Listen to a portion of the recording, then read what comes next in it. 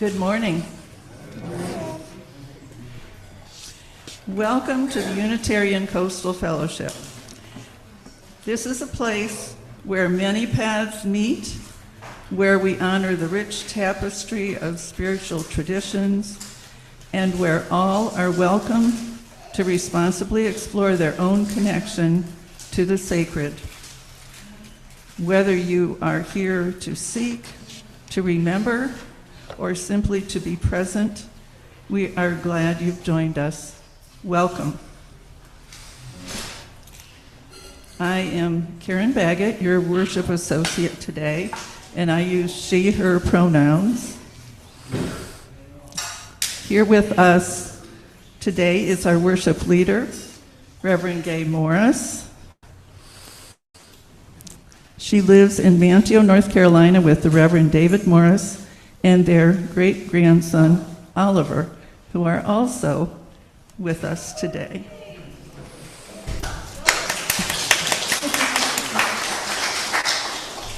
Reverend Gaye serves as the part-time minister for the UU congregation of the Outer Banks. She was ordained in 2013 and served until 2019 as the full-time minister of the UU Church of Augusta, Georgia. She teaches online courses in communication as an adjunct instructor with Augusta University in Augusta, Georgia. She's also curator of the Outer Banks Film Society. Reverends Gaye and David both serve as volunteer chaplains for Outer Banks Health. Welcome, Reverend Gaye, and thank you for being here today.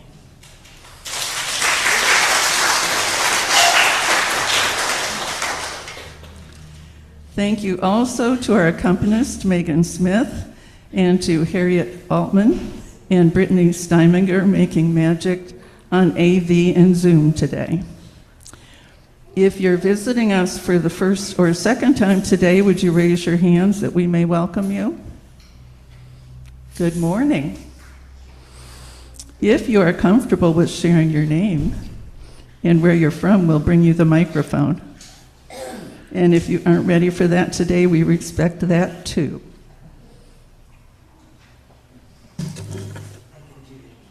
You can do it? Okay. I'll let you get some after. Hi, sweetheart. Hi, good morning. My name is Liv, and this is my wife, Shay, and our daughter, Isla, and this is our second time attending. Nice to see you.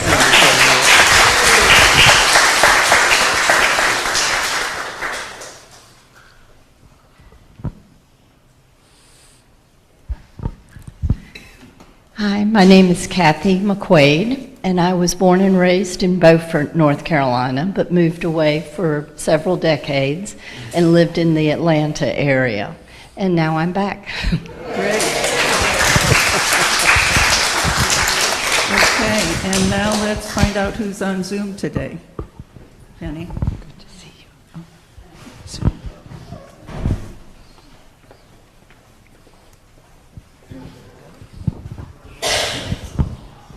We have Dan Phillips, Joan Burton, Joe Nassett, Kate and Daryl Lynch, Lauren Donahue, and Martha Kenworthy. Okay, everybody wave to our friends on Zoom.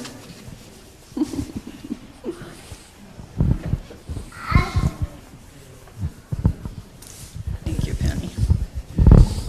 Appreciate that.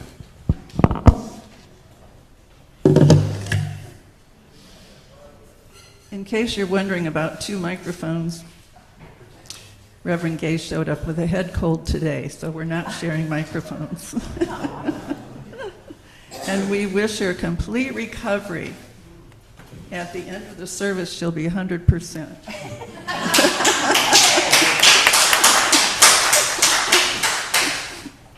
Okay, we have some announcements this morning from our board president, Mark Hooper.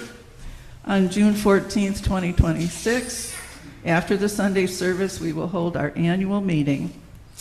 At this time, we will vote on a budget, any proposed bylaw changes, and officers for the Board of Trustees. If you have an item for discussion, we will address that as well. So this is an official notice of a call for agenda items. Please see any board member for further information. Also, there will be a social justice meeting next Sunday, the 19th. Immediately following this service, it's open to everyone. We'd love to hear your ideas. And there's also a parents' afternoon out next Sunday after the service from 12 until 2. If you would like to volunteer to help with the children, please contact Sarah Grenier. Thank you. And now we will center ourselves here in this sacred space and let music deepen the way.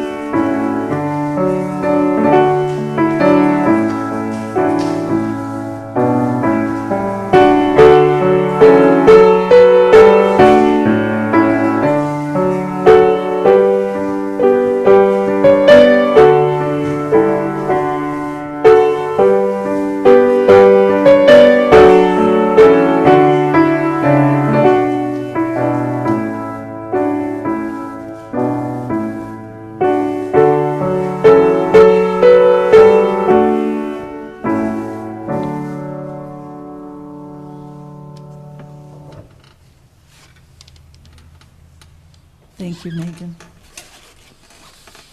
Our opening words this morning are a responsive reading.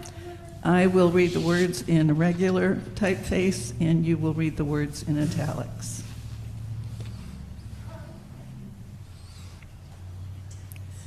What is the use of worship in a world of hostile architecture, where the human act of sitting and resting is treated as sin?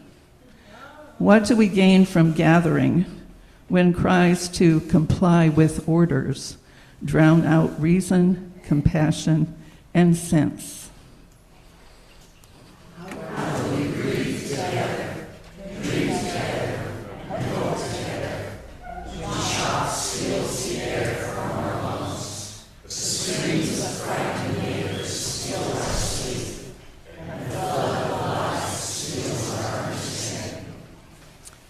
Good questions all.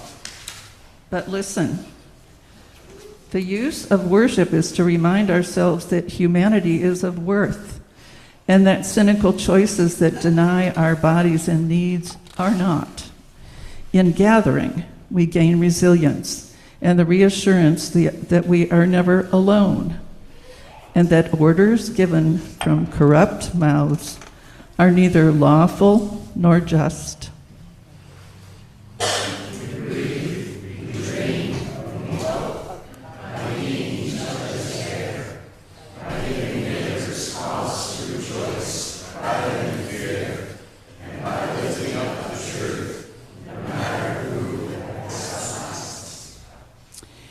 In this embodied time and place, in our resilient and reassured spirits, in our truth, our joy, our breath, let us worship.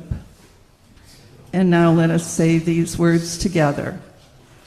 Come, let us worship together.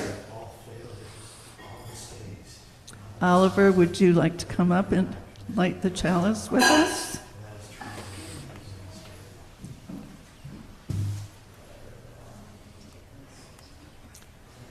It went out. All right, you hold the candle and I'll light the candle. How's that? Whoops, wrong one.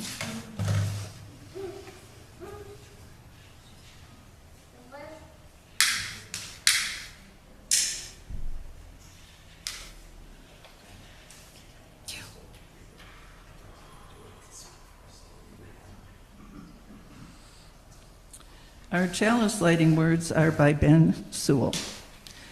We light this chalice, the symbol of our faith, knowing that this morning many others across this land and around the world are doing the same.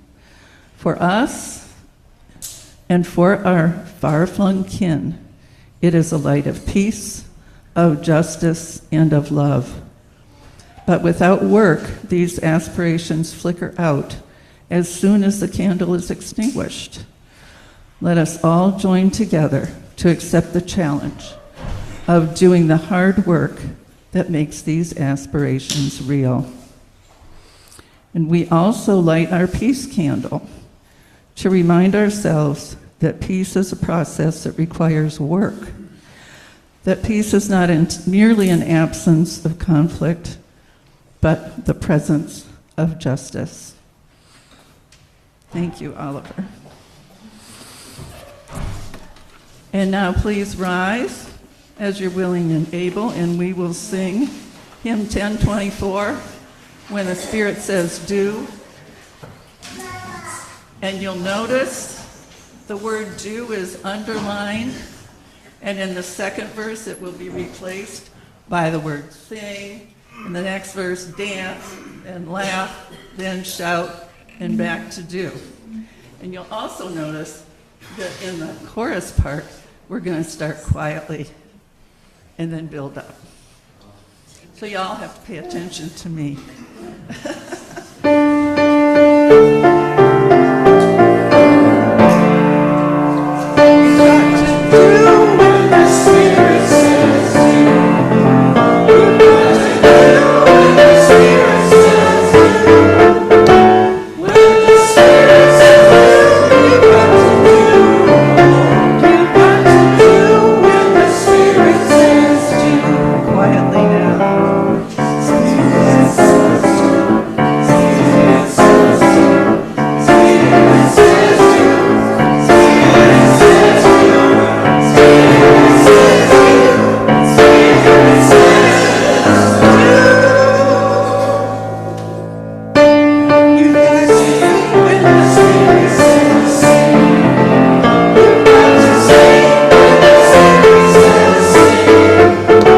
When the Spirit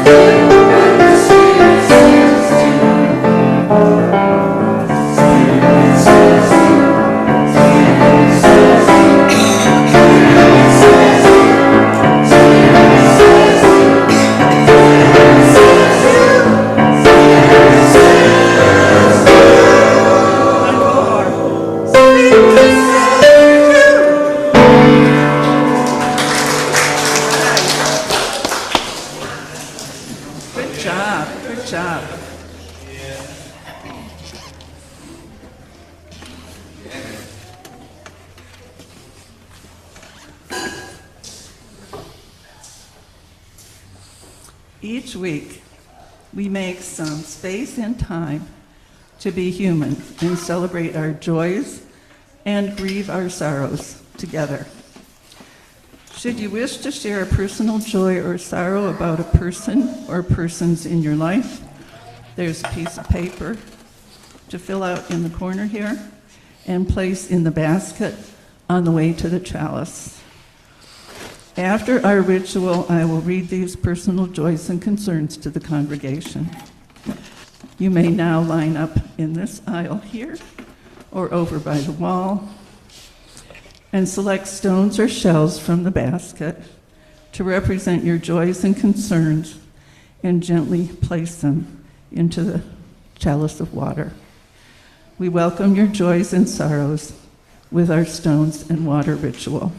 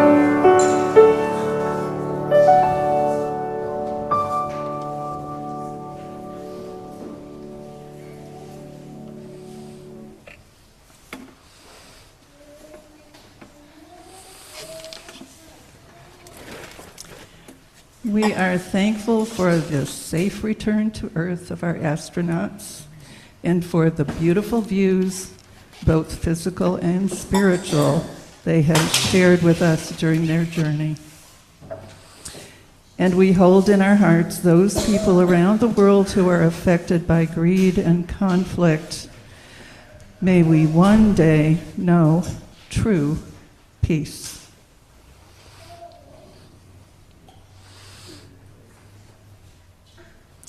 I believe this is John who shared that we prevent Trump from violating the vote count. And Joe Allen and Dan shared that last night their cat, Romeo Love Machine, passed over the Rainbow Bridge unexpectedly. They are grateful for the time they had with him, the short time they had with him. We are sorry for your sad news. By the light of this chalice, let us together take a moment to hold in our hearts all, known to us and unknown, who are struggling. For the sorrows and concerns shared here, may you feel our sympathy and compassion. And take a moment to open our hearts to joy, ours or that of others, known to us and unknown. We join you in celebration. For all that remains unspoken, both joy and sorrow, may the caring of our community offer you both kindness and hope. May you know love, may you know peace, may you be safe. And now it is the time for all ages. Reverend Gaye has a story for us that's kind of a spy, underground story, and children might want to come up front.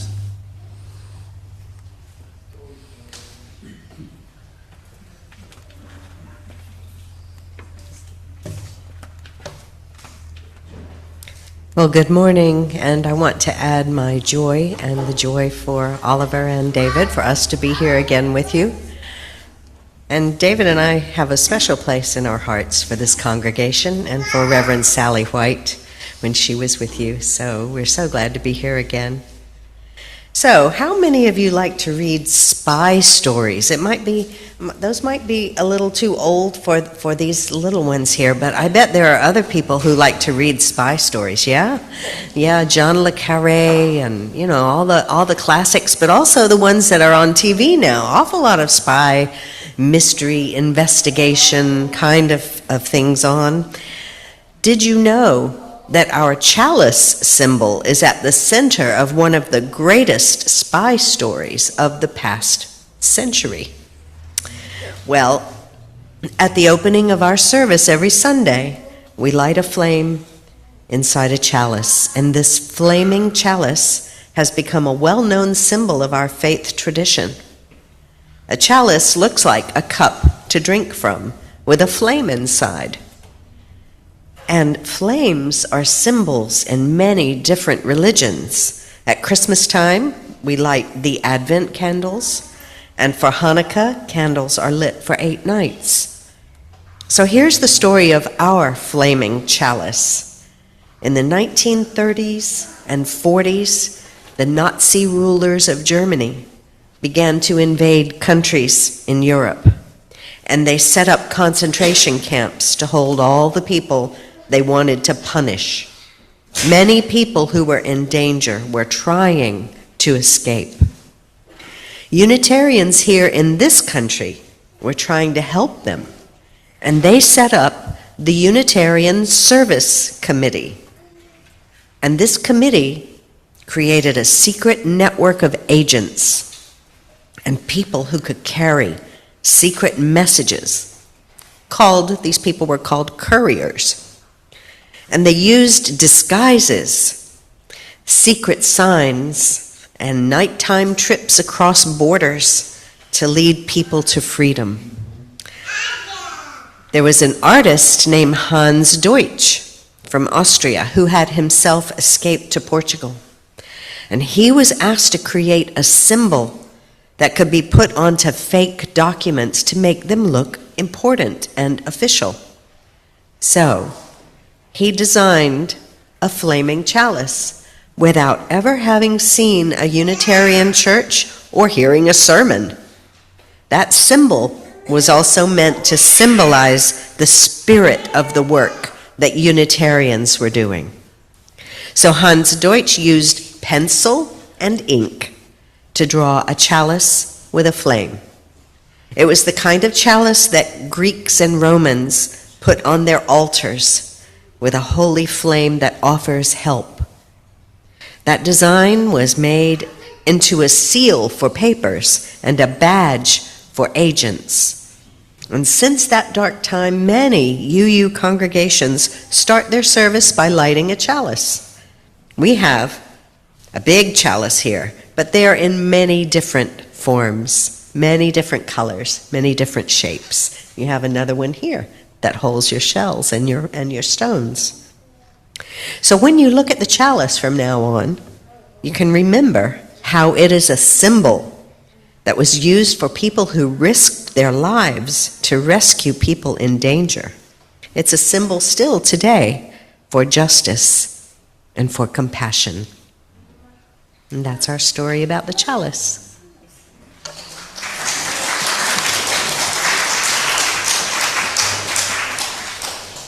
I learned something new. And now let's sing the children out to their classes with the blessing song.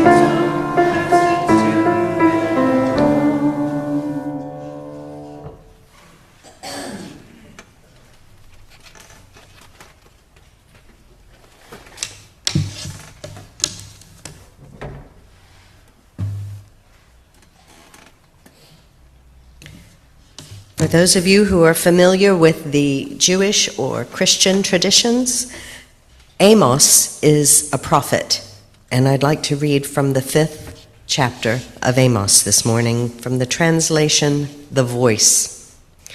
Hear this message I sing about you. It is my dirge for you, people of Israel. The virgin Israel has fallen never to rise again. Forsaken in her land, forgotten where she lies, no one is there to help her rise again. So says the eternal Lord, listen, you who distort justice and make it taste bitter, and trample righteousness to the ground. Those of you who hold power, now hate the one who judges in the courts at the gate, and detest anybody who speaks the truth. So because you have climbed to success on the backs of the poor, and your wealth comes from taxes you impose on their harvests, you may well build mansions of expensively cut stones, but you'll never occupy them. You may plant beautiful vineyards, but you'll never enjoy their delicious wine. For I know the depth of evil that you've done, and I see the gravity of your sins. You persecute those who do the right thing. You take bribes, and you push the poor to one side in the courts at the city gates instead of helping them. So the wise may decide to keep quiet just then, because truly it is an evil time. Search for good and not evil, so that you may live. hate what is evil and love all that is good. I totally reject your religious ceremonies and have nothing to do with your solemn gatherings. You can offer me whole burnt offerings and grain offerings, but I will not accept them. You can sacrifice your finest, fattest young animals as a peace offering, but I will not even look up. And stop making that music for me. It's just noise. I will not listen to the melodies you play on the harp. Here's what I want. Let justice thunder down like a waterfall. Let righteousness flow like a mighty river that never runs dry.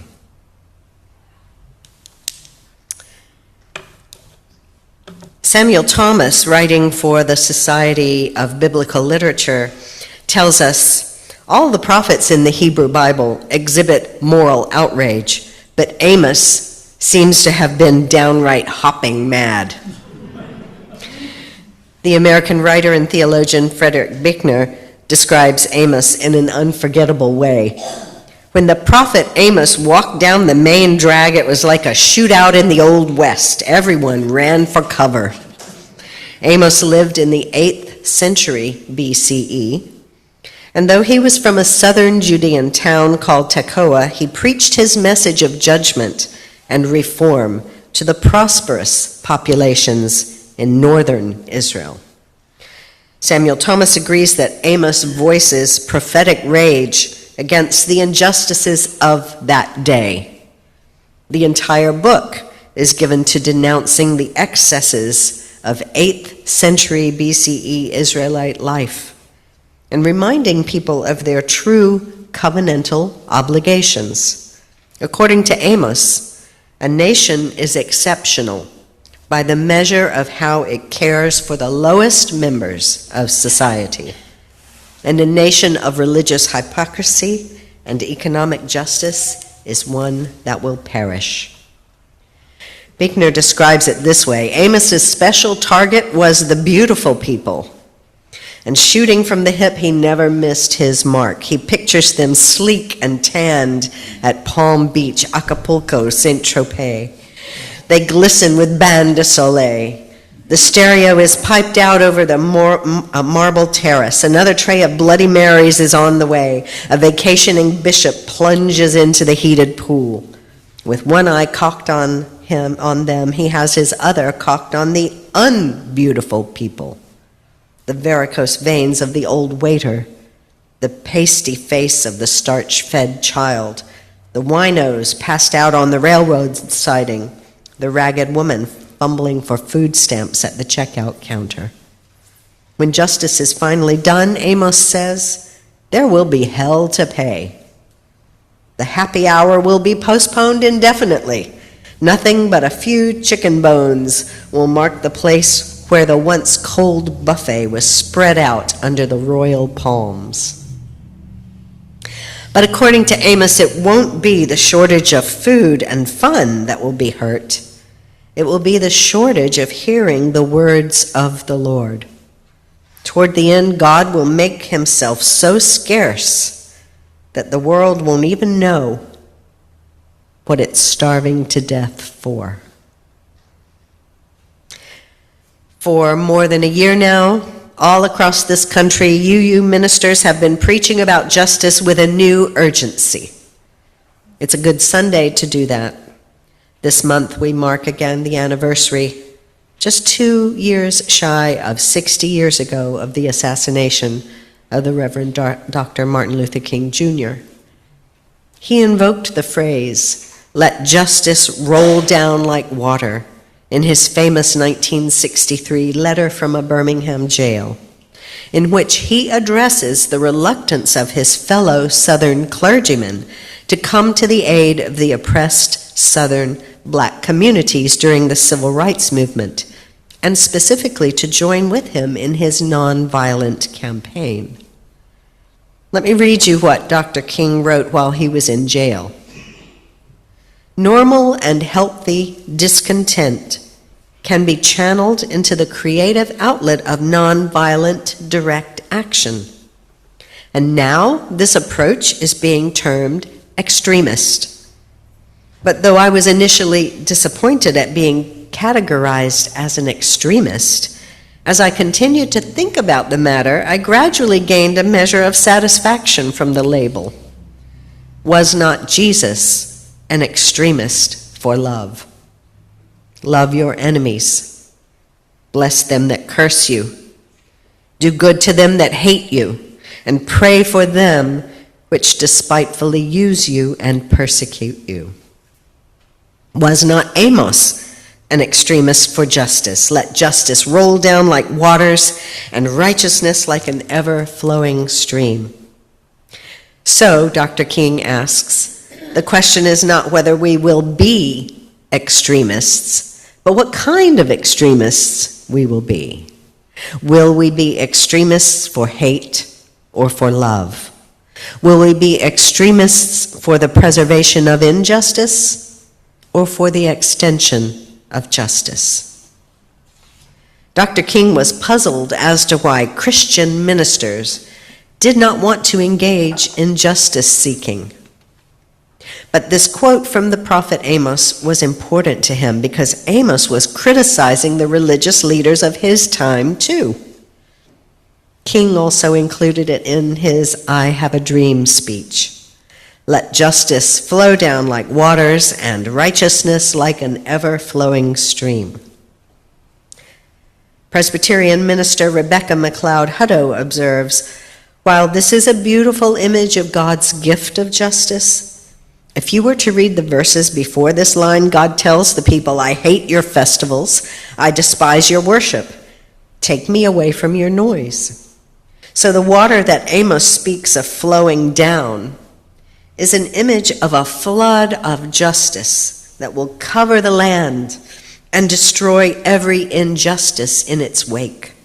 Amos's message is a difficult pill to swallow, especially if you're someone in a place of privilege. Amos seems to be popular nowadays because he is a prophetic voice that speaks pretty well to our current situation. Tyler Huckabee wrote a piece in Sojourners, which is a Christian magazine, entitled, Abolish ICE is the Cry of the Prophets. He wrote it on January 9th, 2026, 2 weeks before Alex Pretty was killed in Minneapolis by federal officers.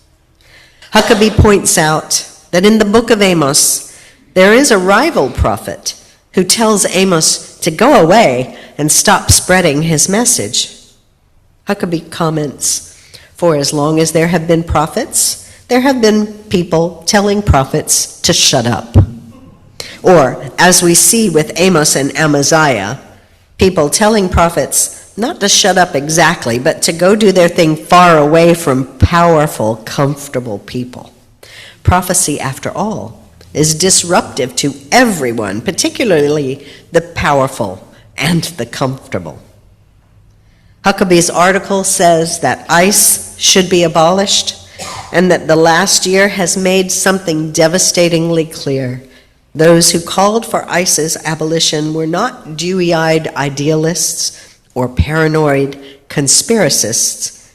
They were absolutely right. ICE agents have ripped families apart, deported innocent people to countries they've never been to, tortured men, women, and children, and killed people.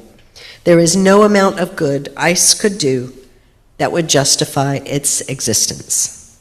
Huckabee goes on, many prophets were correct about this, and if we'd listened to them, a great deal of pain and anguish could have been avoided. Renee Nicole Good, an innocent woman, would still be alive today. He also argues against the notion that ICE can be reformed somehow. It's notable, for example, he writes, that when Amos condemned taxing the poor, he did not offer his plan for a replacement tax system. There can be no compromise when people are suffering injustice. And when that injustice is called out, the prophets are doing it down through history, and they're the subject of ridicule, criticism, persecution, or worse. The question of the alignment of religion and political extremism was also a concern of one of the most famous 20th century theologians, Paul Tillich. He fled Germany when the Nazis came to power in the 1930s, and in his book, The Socialist Decision, he analyzed the surrender of Germany and of German Christians to Nazism. His analysis is too long to go into fully, but Tillich saw that every human has roots that are a powerful pull. As our hymn, Spirit of Life, says, roots hold me close. And roots are things like soil, blood, ancestors, tradition, community.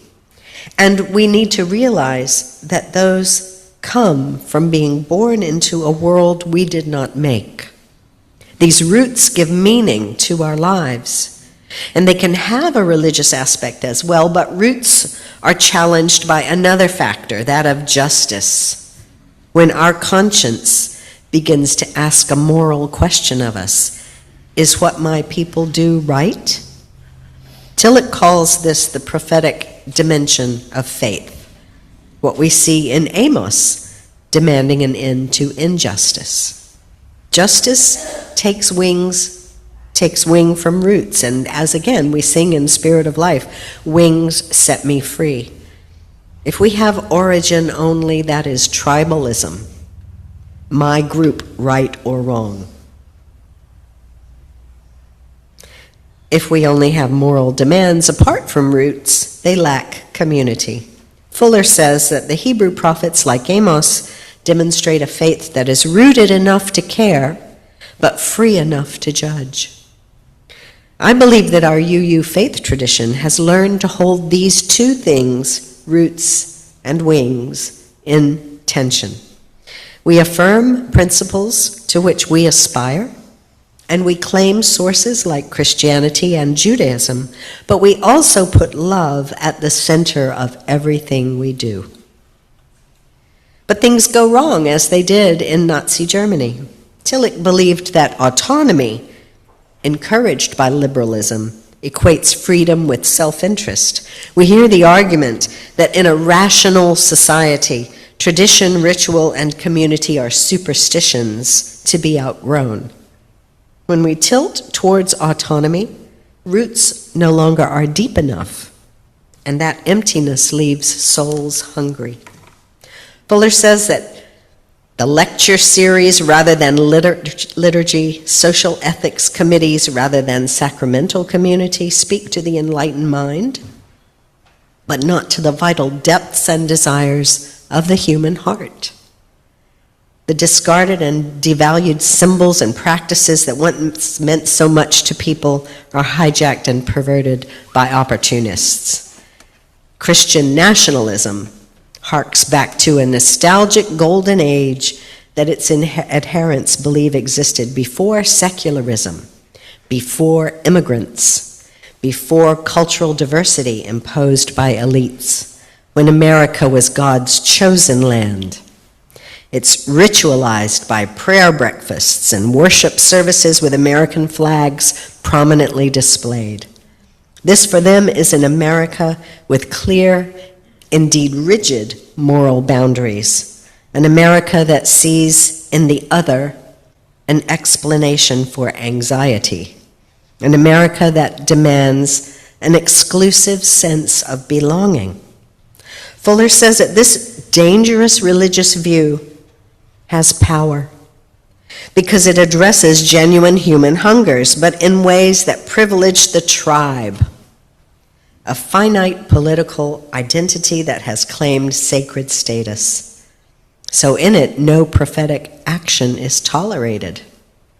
Fuller asks the question, what has gone wrong in American Christianity that so many see no contradiction between following Jesus and following a movement based on resentment, exclusion, and the worship of power? He says progressive religion underestimates the depth of human need for belonging, symbol, and sacred meaning. Authoritarian religion offers roots without justice. Progressive religion often offers justice without roots. Neither is sustainable. Neither is faithful. The answer must be to hold opposites in tension, to celebrate belonging while welcoming the stranger, to hold tradition in one hand and justice in the other. The mayor of Minneapolis, Jacob Frey, became famous earlier this year for the F word he said at a press conference when he told ICE to get out of the city. But for me, his most meaningful words were about what Minneapolis itself can do at this time of crisis. And he said, "This is our moment to meet a whole lot of hate with a whole lot of love." People in our cities occupied by ICE have consistently been urged not to resort to violence. And so our question is, how do we meet hatred and oppression with love and justice? In our story for all ages, I introduced you to the artist who designed the chalice as a powerful symbol of hope and freedom. It's a symbol that holds roots in tension with justice.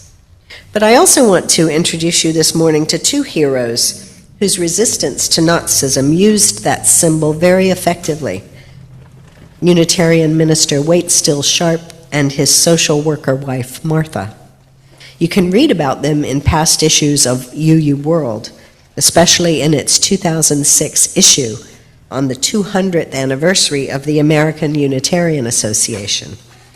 And, of course, the mark of fame in U.S. history, Ken Burns, made a documentary about the Sharps. In the late 1930s, Waitstill and Martha Sharp left their small children in Massachusetts to begin to work for the fledgling Unitarian Service Committee for what began as a humanitarian effort in Czechoslovakia. Suddenly, it turned into one of those spy stories, an undercover operation when the Nazis invaded Prague in 1939.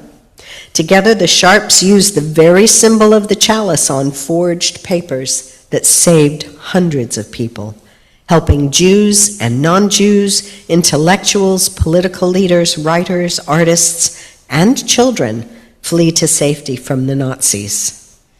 The Sharps were honored posthumously as righteous among the nations by Yad Vashem, the Holocaust Martyrs and Heroes Remembrance Authority in Israel. That award has recognized more than 20,000 non-Jews who risked their lives to save Jews during the Holocaust. Martha and Waitstill Sharp are the second and third Americans to receive that honor, joining only a handful of non-Europeans, and Martha is the only American woman. But the story of the Sharps, who went back to Massachusetts after the war, has not been widely told, and they didn't share it with many people themselves. It came to light only as a result of an interview on the topic of moral courage that their grandson Artemis conducted with them for his junior high school humanities class assignment. Maybe the norms of the post-war time influenced their reluctance to speak about their activities. And maybe those norms or biases haven't changed, because this is a story of parents who left their children to take on a dangerous mission. Just as eyebrows have been raised at the actions of a mother of three, Renee Good, who lost her life in a confrontation with ICE, Martha Waitstill was criticized for leaving her small children to go abroad during wartime at considerable risk to her safety.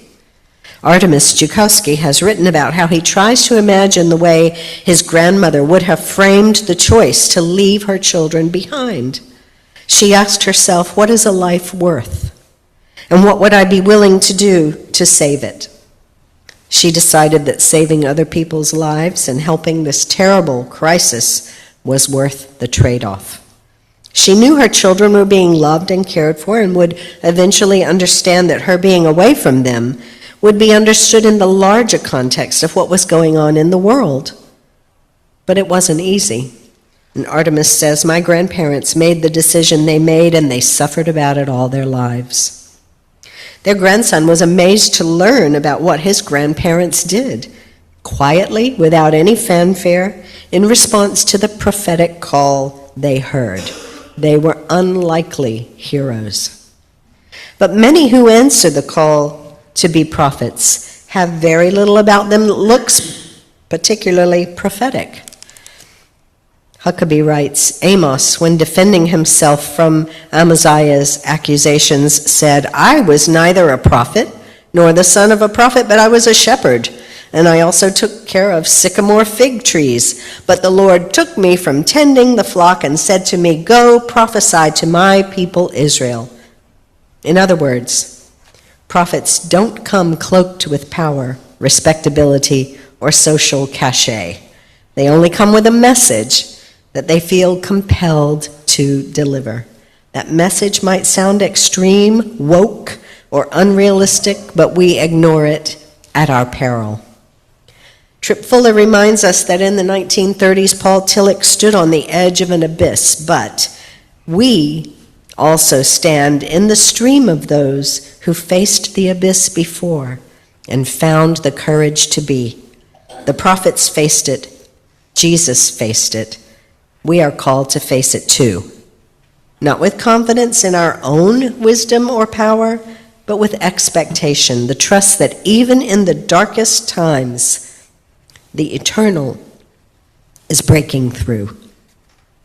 Elie Wiesel once said, let us not forget, after all, that there is always a moment when the moral choice is made, often because of one story or one book or one person. We are able to make a different choice, a choice for humanity, for life. We give thanks this morning for those who speak out for justice that rolls down like waters, for peace like an ever-flowing stream. We give thanks for those who choose love, even when they sacrifice security, freedom, and even life itself.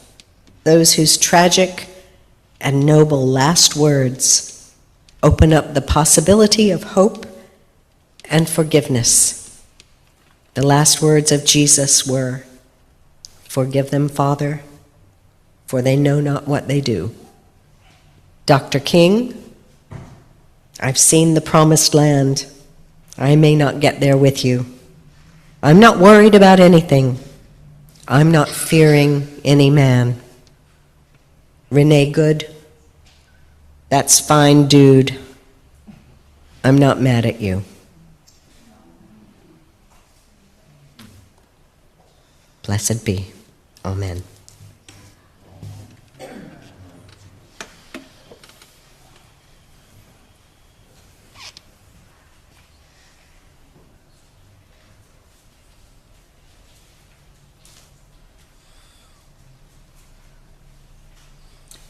Thank you so much, Reverend Gaye. Now let's take a few moments in silent meditation. We'll begin with 3 deep breaths in and breathing out.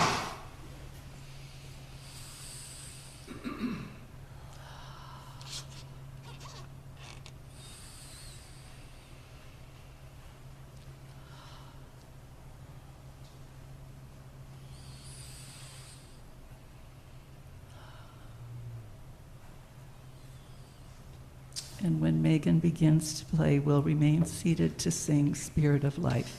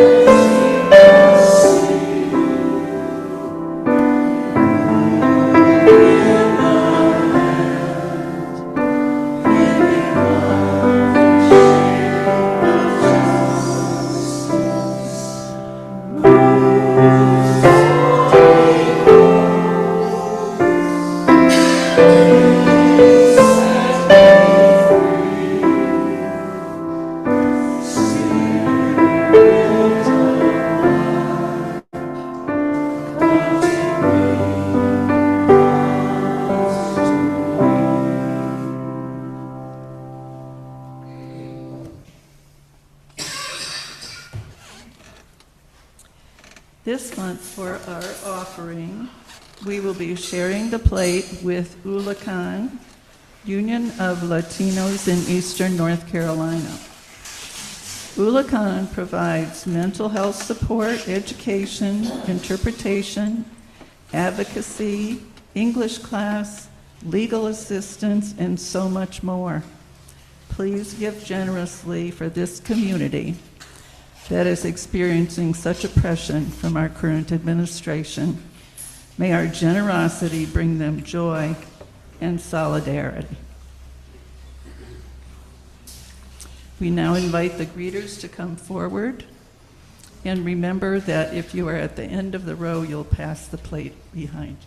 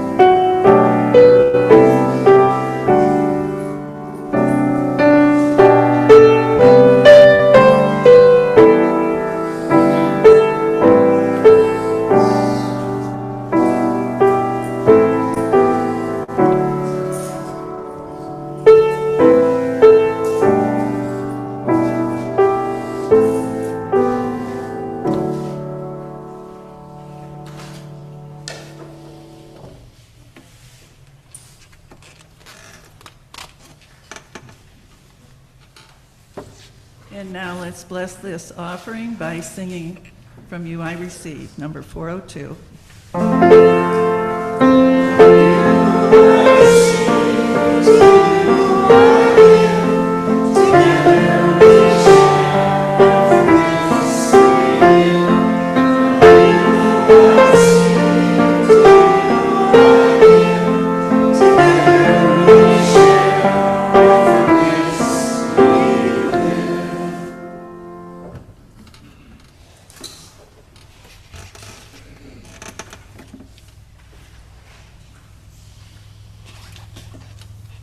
I'm getting my steps in this morning. Now, please rise in body or spirit to sing hymn 121, We'll Build the Land, verses 1 and 2.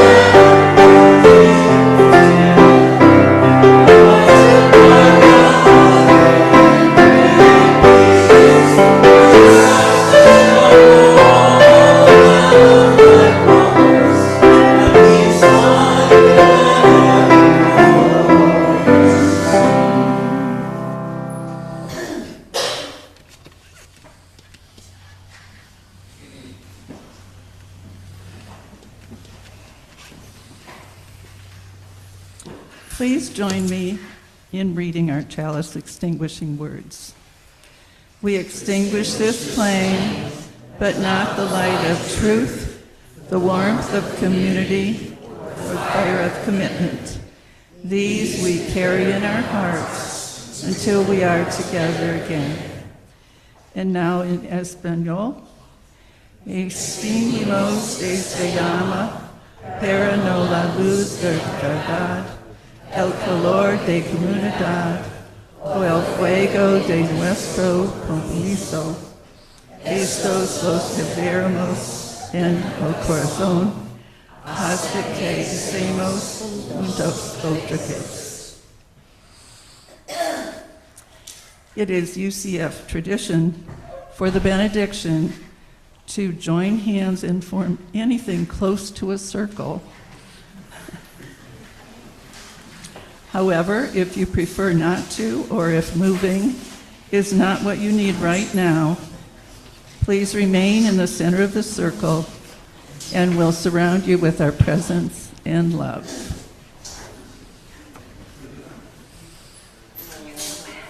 Let's see how far you can stretch.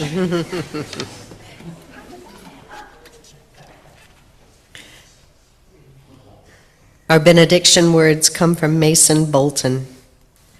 Breathe for yourself, for each other.